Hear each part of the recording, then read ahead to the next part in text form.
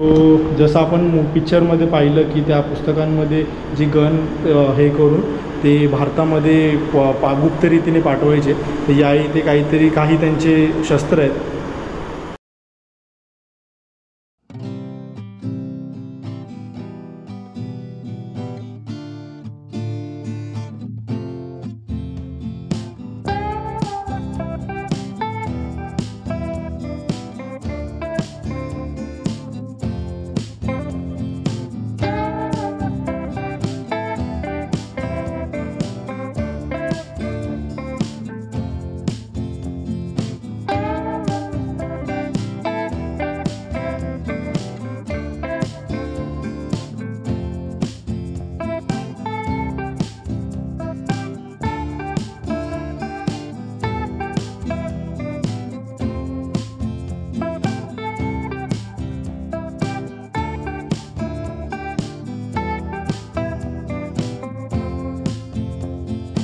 सुप्रभात मित्रांनो, मी रोहित जाधव स्वागत करतो तुमच्या सर्वांचं आणखीन एका नवीन व्हिडिओमध्ये.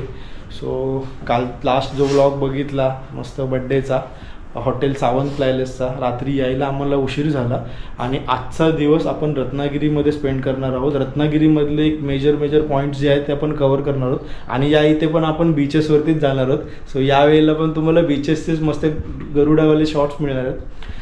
आता आपण आहोत शंतनूच्या फ्लॅटवरती रत्नागिरीमध्ये आणि शंतनू व वहिनीसाहेब दोघं पण आमच्यासोबत येणार आहेत. आपण पहिले कुठे जाणार आहोत? गणपतीपुळे.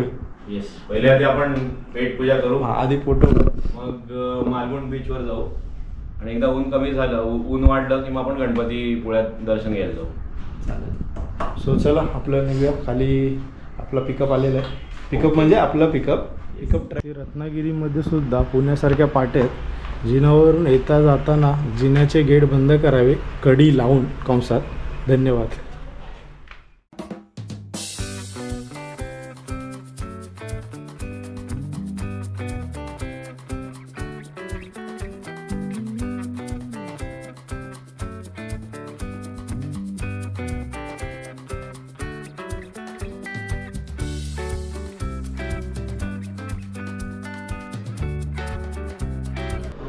चहा कपात होता, याचा बशीत आहे. गार करून मस्त पैकी एकदम गरम चहा. पण चहा नाही पित तो, चहा सरबत पितो. तसा गरमच आहे पण असाच पितात बशीवर.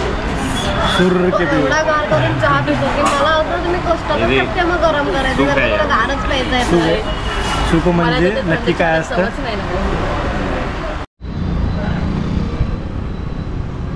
तर आता आपण गोपाळमध्ये नाश्ता केला. गोपाळ एक नंबर मिसळ मिळते, नाश्त्याचे सगळे पदार्थ, पोहे, शिरा. त्या चौकाचं नाव काय? मारुती मंदिर चौक. मारुतीकडे तुम्ही बघू शकता.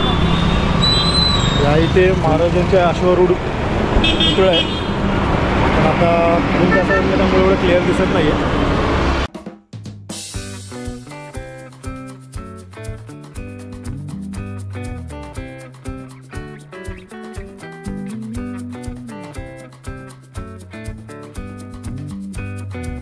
आपण आता कुठे चाललोय? आपण चाललोय गणपतीपुळ्याच्या डायरेक्शनमध्ये. मी बघायलाच तिकडचे ड्रोन शॉट्स. आता आपण चाललो रत्नागिरीच्या ओल्ड सिटीच्या भागामध्ये. आता आपण बऱ्यापैकी बाहेर म्हणजे सिटीमध्येच, पण त्या साईडला होतो बाहेरचा. आपण ज्या काही आळ्या आहेत किंवा आठवडा बाजार वगैरे या साईडला आहे. स्टँड आहे इकडे. मांडवीचे शॉट चांगले आहेत का? मांडवी संध्याकाळी मांडवीमध्ये पण जायचं आहे. आत्ता जाऊया. गर्दी असेल संध्याकाळी प्रचंड. होईल लगेच होईल. चालेल, मग आपण तिथे जाऊ. कारण सकाळी जास्त चांगलं दिसतं ते. चालेल, नो प्रॉब्लेम. आपला travel guide Shantanu. Hello guys. Shantanu यांची ओळख. तर आपल्यासोबत आहेत सौरभ करमरकर. मागच्या वेळी त्यांचीच गाडी आम्ही बुक केलेली आणि गुहागर, वेळणेश्वर, हेदवी आणि अजून माझ्या मते जयगड. गणपतीपुळे तर केलेलंच ते तर करतोच. आणि यावेळेलाही रोहितला घेऊन आम्ही गणपतीपुळे किंवा आरेवाऱ्याचा जो पट्टा आहे त्यांचा नंबर आपण डिस्क्रिप्शनमध्ये देतोय. त्यांचा जो विटुमावली टूर्स अँड ट्रॅव्हल्स यांचा नंबर जो आहे हा डिस्क्रिप्शनमध्ये देईलच होईल. इथे आला तर तुम्ही यांना कॉन्टॅक्ट. हां, त्यामुळे तुम्ही यांना कॉन्टॅक्ट करा. अगदी तुम्हाला रिजनेबल रेट्समध्ये देतील. हॅचबॅक सिडॅन SUV मला काही लागेल तर सौरभ कणवरकर आहेत.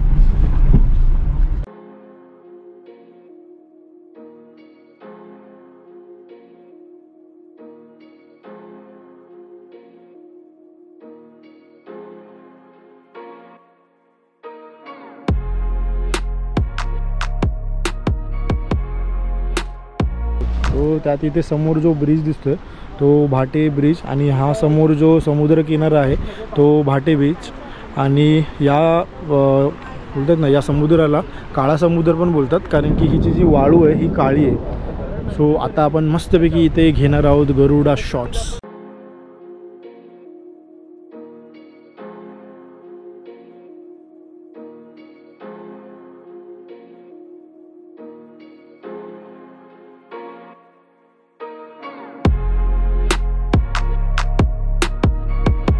काळा समुद्र बघून झाल्यानंतर आता आपण निघालेलो आहोत रत्नदुर्ग किल्ल्याला. त्याला भगवती दुर्गसुद्धा दुसरं एक उपनाव आहे. सो आता या इथून आपण किती किलोमीटर असेल इकडून असेल 3-4 किलोमीटर. 3-4 किलोमीटरवरती आहे. सो आपण आता तिथे जाऊया.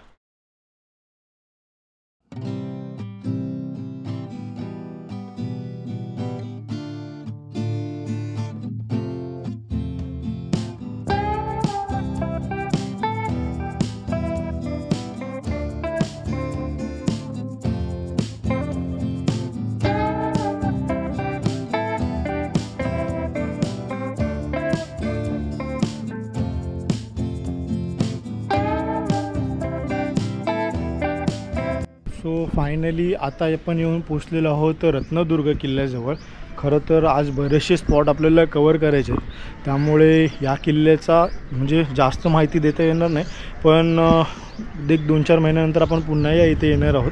सो त्यावेळेला ह्या किल्ल्याचा पूर्ण ब्लॉग आपण बनवणार. जितकी माहिती होईल तितकी देता येईल. पण आता एक ही ओझरती भेट आहे आणि जर जमलंच तर आपण एक ड्रोन शॉटसुद्धा या पूर्ण किल्ल्याचा घेऊया.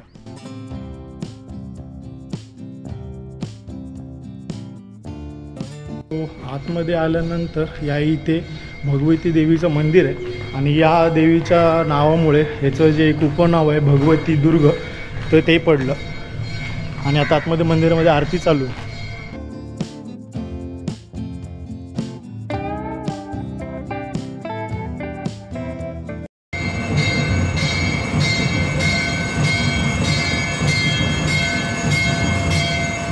आपण ज्या वेळेला कोल्हापुरात भुदरगडावरती गेलो होतो त्यावेळेला सुद्धा हे असा जांभा खडक होता.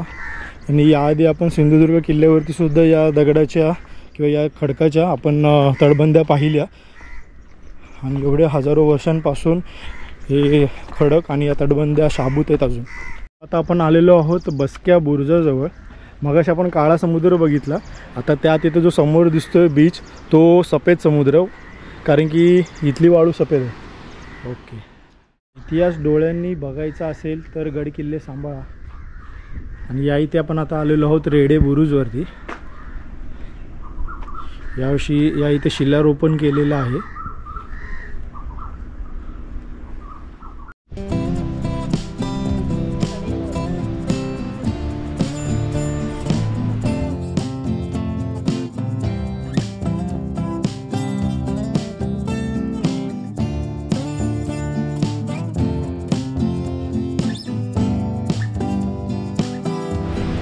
ज्यावेळेला आपण समुद्रातून म्हणजे कधी समजा अशी वर्स्ट केस सिनेरिओ झाला ज्यावेळेला समुद्रातून आपण या इकडे किनाऱ्याच्या दिशेने येतो त्यावेळेला बघा या इथं हा जो दिसतो ना हा भाग फेसाळलेला तर असं काही दिसलं तर इथून जरासं सावध राहा कारण की त्यात इथे पाणी गोल गोल फिरतं आणि खाली खेचतं आणि आपल्याला एक अंदाज येत नाही त्या पाण्याचा. सो ती एक काळजी घ्या वर्स्ट केस सिनेरिओमध्ये का. सो या दुर्गाचा दरवाजा संध्याकाळी 7 वाजता बंद होतो आणि काहीही केलं तरी सकाळशिवाय ओपन करत नाहीत जे खोलत नाहीत गेट.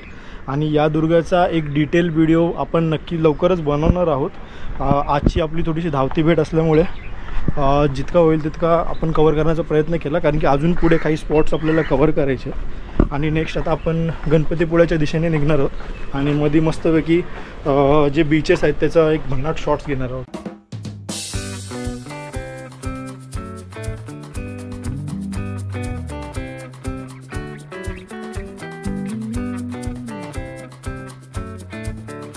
आता आपण आलेलो आहोत लोकमान्य टिळक यांच्या या जन्मस्थानावरती आणि आतमध्ये जाऊ शकत नाही कारण की आतमध्ये घराचं काम चालू आहे. लोकमान्य टिळक म्हणजे जे आपण आज गणेशोत्सव साजरे करतो तर जे लोकमान्य टिळकांनीच हे गणेशोत्सव साजरे करायला चालू केलं कारण की गणेशोत्सवाच्या निमित्ताने बरेचसे लोक एकत्र होतील आणि त्या टायमाला लोकांना एकत्र आणण्यासाठी गणेशोत्सव हा खूप मोठा आधार झाला. खालची आळी कोणती मला नाही. खालची आळी म्हणजे ही जोशी पण नाही याच्या पॅरलल जो रस्ता आहे ना असे 3 पॅरलल रस्ते आहेत. म्हणजे जुगाई जुगाई नाही बहिरीचं म्हणजे बहिरी म्हणजे बहिरी मंदिर हा ते म्हणजे रत्नाचा ग्राम काय हे वरची आळी आपण सांगूयात वरच्या आळीत ही मधली आळी आहे टिळक जन्मभूमी आणि टिळक आळी पण म्हणू शकतो आपण याला. आणि त्या साईडला जो रोड गेला तो खालची आळी. तिकडे जे ग्रामदैवत आहे रत्नागिरीचं बहिरीचं देऊळ हे सगळ्या आळ्या आहेत. राम आळी मारुती आळी अशा पण आळ्या आहेत. ही बिल्डिंग आहे ना ही समोर आळी म्हणजे गल्ली गल्ली ही बिल्डिंग आहे ना समोरची हो इथे पूर्वी सावरकरांना नजरकैद ठेवलेलं. ती जागा होती ऍक्च्युली घर होतं ते पण का त्यावेळच्या सरकारने ते हे वळलं का समोर स्मृती आणि मी ते पाडताना बघितलेलं आहे. बाबांनी मला सांगितलेलं ते सावरकरांचं ते होतं का पडलं नाही ते तेव्हाचं सरकार काँग्रेसचं होतं. मी खरं ते एक चांगलं तोपर्यंत नेहरू आलेले होते ना कारण टिळकांच्या वेळेचं काँग्रेस आणि आत्ताचं काँग्रेस नाही फरक आहे. नेहरू त्यावेळेला सो याच्यासाठी तुम्ही सावरकर पिक्चर बघा. बरोबर म्हणजे सत्य समोर आलेलं आहे. म्हणजे आपल्याला माहिती होतं पण ज्यांना माहित नव्हतं आणि जे बघायला गेले त्यांना कळलं ते. खरंच मी तो पिक्चर पाहिला. रणदीप हुड्डाने जे डायरेक्शन आणि त्याने जे ट्रान्सफॉर्मेशन केलंय बरोबर. आता आपण आलेलो आहोत रत्नागिरीमधील पतितपावन मंदिराजवळ. ज्या वेळेला बोलतात ना की मंदिरामध्ये दलितांना प्रवेश नव्हता त्यावेळेला स्वातंत्र्यवीर सावरकरांना हे पटलं नाही कारण की ते हिंदुत्ववादी होते. त्यांना खालची जात वरची जात किंवा दलित असा काही त्यांच्यामध्ये फरक नव्हता. तर त्यांनी त्यांच्यासाठी हे असं पतितपावन हे मंदिर उभं केलं आणि या इथं त्यांनी जे अस्पृश्य होते किंवा जे दलित होते त्यांच्यासाठी या इथं मला वाटतं भंडारा पण ते आयोजित करायचे.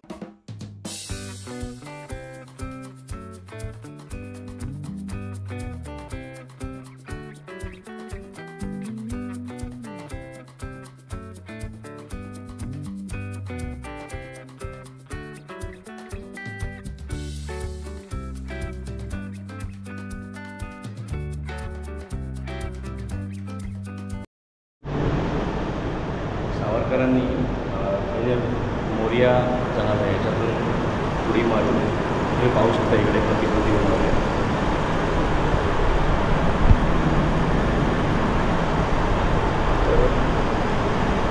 प्रसाधनगृहातून त्या खिडकीतून उडी मारून थेट समुद्रामध्ये पोहत ते फ्रान्सच्या मार्सेलेस किनाऱ्यापर्यंत पोहोचले. पण तरी तिथे त्यांना अटक झाली दुर्दैवाने आणि परत त्यांचा इंग्रजांनी ताबा. फ्रान्सच्या सैनिकांनी परत ब्रिटनच्या सैन्याकडे हे केलं सुपूर्द केलं. त्यामुळे मी पिक्चरमध्ये पाहिलं असेल की त्यानंतर मग त्यांनी त्यांना काळ्या पाण्याची शिक्षा दिली. शिक्षा ठोठावली. हे अजूनच घडतं होती त्यामुळे मी पाहिलं असेल.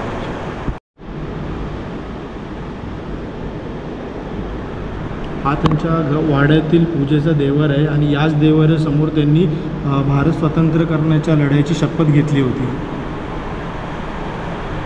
जे विश्वासराव सावरकर आहे जे स्वातंत्र्य सावरकरांचे भाऊ आहेत त्यांनी या स्मारकास ही भेट दिली. पिक्चरमध्ये पाहिलं की त्या पुस्तकांमध्ये जी गन हे करून ते भारतामध्ये गुप्त रीतीने पाठवायचे. तर या इथे काही त्यांचे शस्त्र आहेत.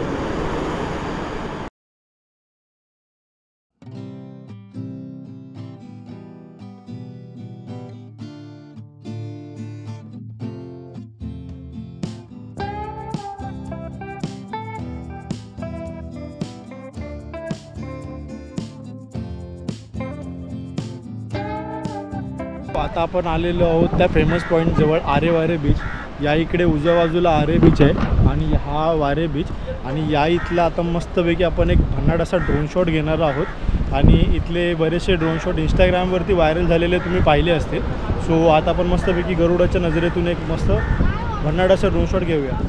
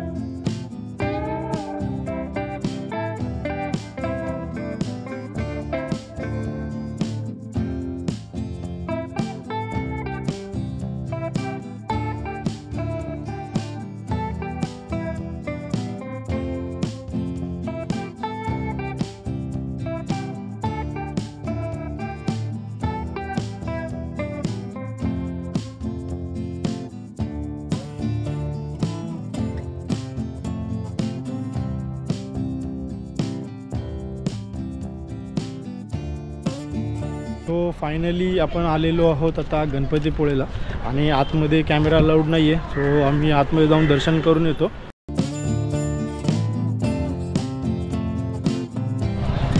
आज आम्हाला हापूस आंबा खायला मिळणार. घरी गेल्यावर बघू काय परिस्थिती आहे. एवढा लवकर तुला मी धर्मसंकटात टाकले ऑन कॅमेरा. मला हापूस पाहिजे. यंदा कसं यंदा आंबे यंदा नाही, कर्तव्य झाले आता यावर्षी पण. आणि मुख्य म्हणजे आज 1 एप्रिल आहे, त्यामुळे अजून आंबे सुरू नाही झाले.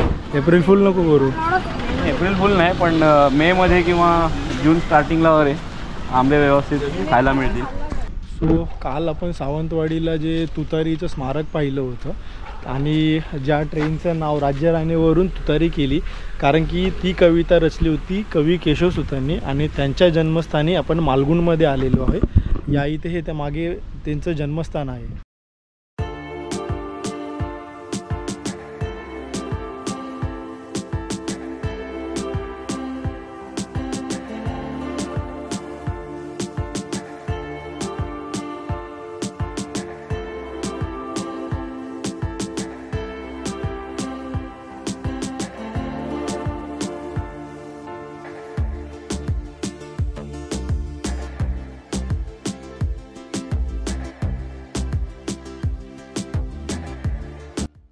या वाड्याच्या मागे आलो तर केशवसुतांच्या या अशा कविता दगडांवरती म्हणजे या अशा कोरलेल्या आहेत.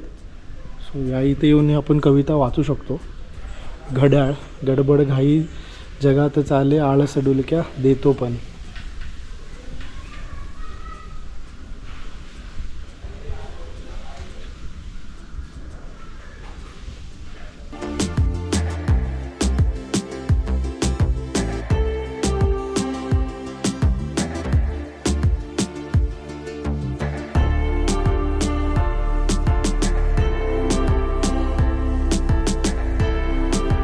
जहाँ न पोचे रवी वहा पोचे कवी.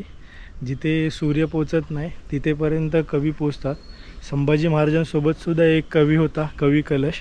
आणि महाराष्ट्राला तर पहिल्यापासून कवितांची आणि कवयित्रींची जी परंपरा लाभलेली आहे. खरं तर लाभले आम्हास भाग्य बोलतो मराठी. तर या इथेही कवी केशवसुतांचं जन्मस्थान आहे. आणि खरंच म्हणजे जगात कुठल्याही भाषेमध्ये इतकी साहित्य संमेलन होत नाही जितकी मराठी भाषेमध्ये होतं. हे खरंच खूप प्राऊड मोमेंट आहे. तर आपण आता मालगुणमध्ये शंतनूच्या आजोळी आलेलो आहे आणि इथे समोर खाली शंतनूचं आजोळ आहे, घर आहे खाली. तर माझं आजोळ जे इकडे आहे केळकर. खूप वर्ष आम्ही इकडे मे महिना गणपती किंवा अजून काय होळी म्हणा येणं जाणं आमचं असतं. वर्षातनं बऱ्याचदा आमचं येणं जाणं असं. सगळा हा जो पॅच आहे रत्नागिरी म्हणा गणपती म्हणा सगळं एकदम म्हणजे इथलेच असल्यासारखे आम्ही वर्षानुवर्ष येतो आहे. सगळी माहिती पण आहे. आणि हा जो उन्हाळा इकडला हा म्हणजे गावचा उन्हाळा, मुंबईचा उन्हाळा वेगळा, हा एक वेगळाच फील देतो इकडे. हवा थंड आहे पण त्यातल्या त्यात. हां, तरी वाऱ्याची झुळूक वगैरे असं व्यवस्थित थंड वाटतं. आपण पटकन जातो तुझं घर बघूया. येस नक्की. अजूनही कौलारू घर आहे शंतनू.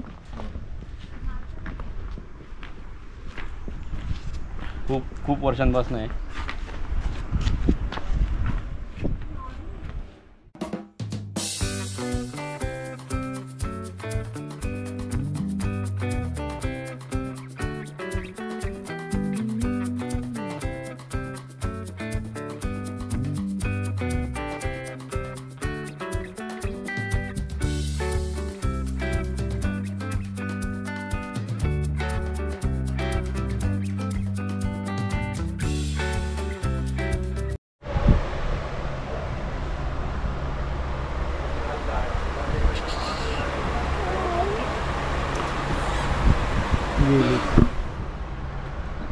सो आता मस्तपैकी पोटपूजा करून आणि खरंच सुरेख असं जेवण झालं होतं शंतनू.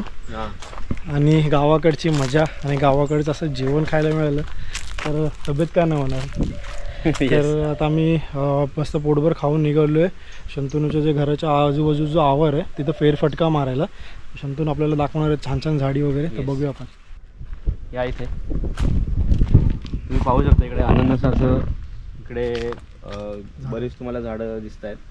आता अजून अननस छोटे आहेत पण थोड्या दिवसांनी, थोड्या आठवड्याने म्हणू शकता तुम्ही, खूप मोठे असे अगदी एवढे अगदी असे अननस येतात इकडे. हे चिकूचं झाड आहे इकडे. चिकू ही अर्थात मे महिन्याच्या अखेरीस किंवा असेच मोठे येतात. इकडे एक माडाचं झाड पण होतं जे खूप मोठं होतं, खूप म्हणजे अनेक मजली उंच बिल्डिंग एवढं होतं, पण ते आम्ही काढून टाकलं कारण काही कारणास्तव आम्हाला ते काढावं लागलं. बाकी हे सगळं तुळस किंवा हां इकडे एक हा एक थोडा वेगळा विषय, ही याला दोंड म्हणतात, म्हणजे हौद म्हणू शकतो आपण, पण इकडे दोंड म्हणतो आम्ही याला. तर विहिरीतलं पाणी हे या पंपाच्या थ्रू ह्याच्यामध्ये पडतं आणि अजून एक त्या ह्याला तुम्ही तो पाईप बघू शकता, त्या पाईपातनं ते पाणी असं येते इकडे येतं आणि पाटातनं हे बघू शकता सगळ्या झाडांना ते जातं. ते पाटाच्या पाण्यावरती झाडं चाललेली आहेत आणि इकडे या इथेही बाकी नारळाची झाडं तुम्ही पाहू शकता. थोडे अननस आहेत. हा जो काही सुका जो कचरा आहे याला वेळच्या वेळी आगसुद्धा लावावी लागते, कारण नाहीतर जीवाणू होतात. कारण इथे तरी या विभागामध्ये तुम्ही मण्यार किंवा नाग गेल्या काही दिवसात नाग नाही सापडला, पण असण्याची शक्यता आहे. घोणस तर आहेतच.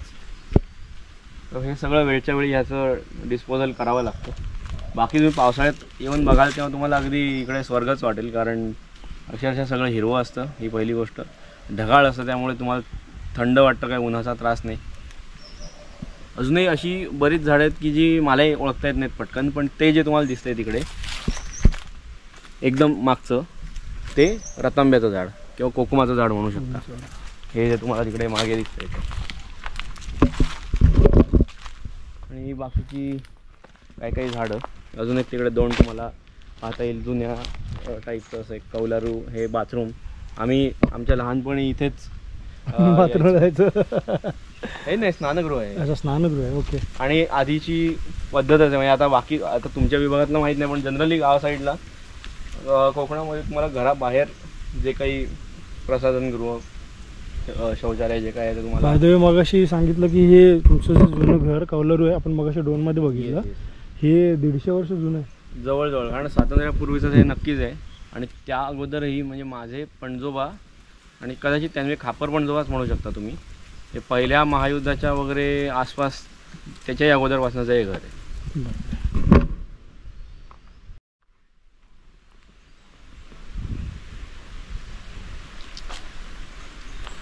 बाय द वे आपलं गावचं घरसुद्धा या जांभा दगडाचं बनवलेलं आहे.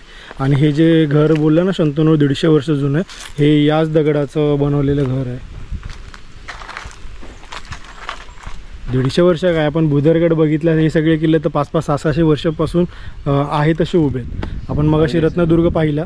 जुन्या काळची बांधकामं म्हणजे ब्रिटिशांची म्हणा किंवा मराठ्यांची म्हणा, जी बांधकामं होती ती कमाल होती.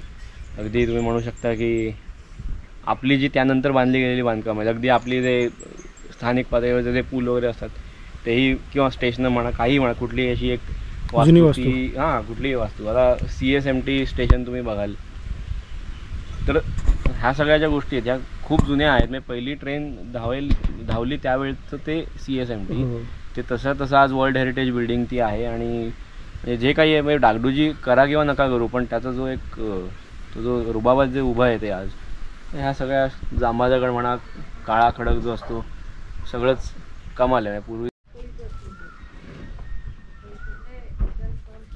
आता मगाशी जो चहा पिला पण तो त्यामध्ये चहासाठी थँक्यू.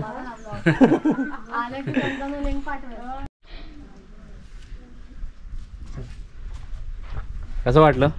अरे मी गावी जायचो ना जेव्हा पण माझ्या आत्याकडे, त्यावेळेला मग गोट्यातच असायचो दिवसभर. अच्छा. दूध पीत मशीन मध्ये आणि माझ्यामध्ये फरकच नसायचा. अच्छा. कारण की मी पण उन्हात टॅन होऊन काळा पडायचा. तर अशा प्रकारे आपण चाललेलो आहोत. कुठे चाललेलो? हो. चलो बाय बाय बाय. हां नाही आपण येतो एकत्र. त्याच्या बिया आहेत बघ मी पडलेल्या, बकुळीच्या बिया आहे का?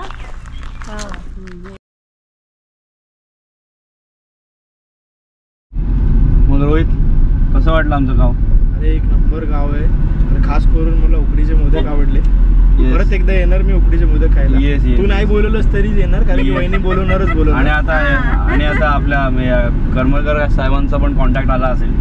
दुसऱ्या वेळेला त्यांचा नंबर मी डिस्क्रिप्शन डायरेक्ट तुम्ही IRCTC वरून डायरेक्ट स्टेशनला पिकअप करायला बोलवाल त्यांना. आणि दुसऱ्या वेळेला त्यांचा नंबर मी डिस्क्रिप्शन वर टाकतोय. येस वहिनी तुम्हाला कसं वाटलं? मला छान वाटलं. पावसात नक्की या. हा हे घेऊन आले ना मग येईल नक्की. येस ही इथे तुम्हाला मी दाखवतो. ही माझ्या आजोबांची शाळा. म्हणजे विचार करा किती जुनी शाळा आहे ते. खूप जुनी शाळा म्हणजे जिल्हा परिषदेची.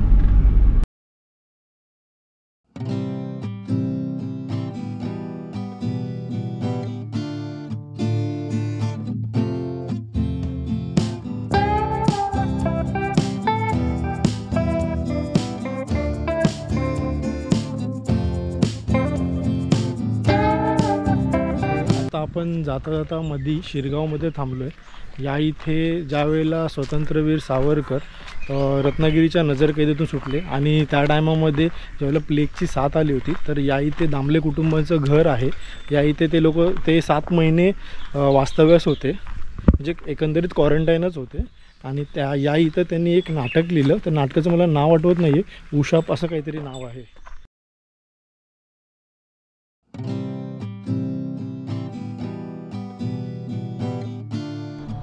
नमस्कार, मी रवींद्र दामले.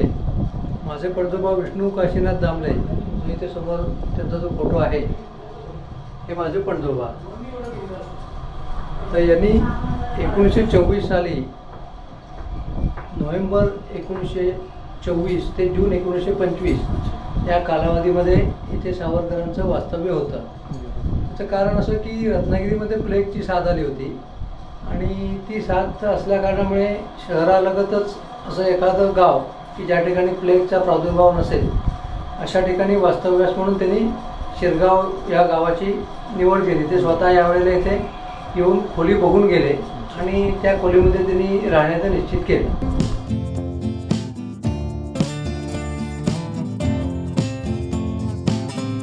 सो आता आपण आलेलो आहोत मिऱ्या बीचवरती.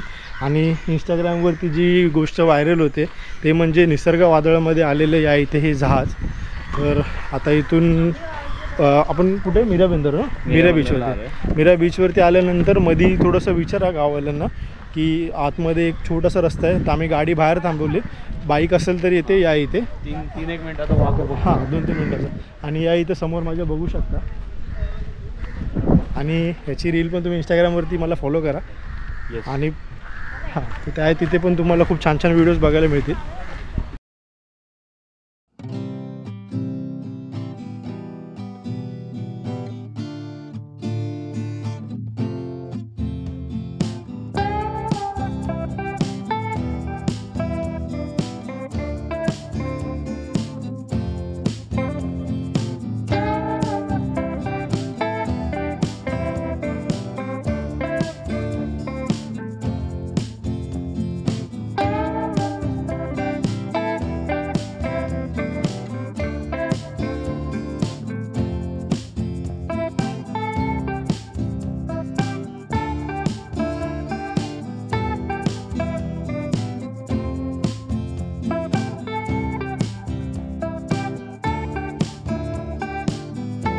इतका खवळलेला समुद्र आहे पण आपल्या ड्रोनने तग धरला. कारण की हवा खूप भयानक आहे. बघू शकता लाटा कशा उडत आहेत. खरं तर खाली जाऊन व्हिडिओ काढायचा होता पण आता भरतीचा वेळ झाला त्यामुळे आम्ही खाली जात नाही आहे. आणि सनसेटसुद्धा बघायचा आम्हाला. सो फायनली आजचा पूर्ण दिवस एन्जॉय केल्यानंतर बरेचसे स्पॉट कवर केल्यानंतर पुन्हा एकदा आम्ही आलो आहे शंतनूच्या फ्लॅटवरती. आणि खरंच आज बोलतात ना की आपल्यासोबत सौरभ होता. त्यामुळे बरेचसे म्हणजे मध्येच गेल्यावर तरी इथे हा स्पॉट आहे असं सांगत होतं आम्हाला. ती प्रोएक्टिव्हनेस फार म्हणजे मला आधीच्याच त्यांचं जेव्हा बुकिंग केलेलं तेव्हा त्यांचे जे मित्र आमच्यासोबत आलेले किंवा अगदी सिंधुदुर्गातली पण त्यांनी जी ओळख सांगितली ते सगळे A to Z number 1 service होती. आणि मागे सांगितल्याप्रमाणे डिस्क्रिप्शनमध्ये नंबर आहेत. मी बोलतो मला पण दोघांबरोबर भरपूर मजा आली. त्यांनी अगदी आपल्यातलं असल्यासारखं वागवलं त्यामुळे अजून स्पॉट दाखवूया असं वाटतं. मजा आली. पहिला युट्यूबर भेटला त्यांना. हा पहिला युट्यूबर आहे ज्यांनी मला ड्रोन कसा उडवायचा ते सांगितलं. बाकी मजा आहे. नेक्स्ट टाइम यांचीच गाडी बुक करून घ्यायची ना. हो. नेक्स्ट टाइम अजून ड्रोन आपण हा. नवीन स्पॉट नवीन स्पॉट आणि मेन मला कसबा करायचा हा, आहे कसबा. सरदेसाईचा वाडा. सो आपण तोही नेक्स्ट म्हणजे आता जेवढा पाऊस पडेल ना पावसाळ्यात आपण इथं परत येऊया. आणि आता रात्री 12ची आमची ट्रेन आहे. सो फ्रेश होणार जेवणार आणि आम्ही बॅक टू मुंबई. सो लवकरच भेटूया आणखीन एका नवीन व्हिडिओमध्ये. तोपर्यंत धन्यवाद. जय शिवराय.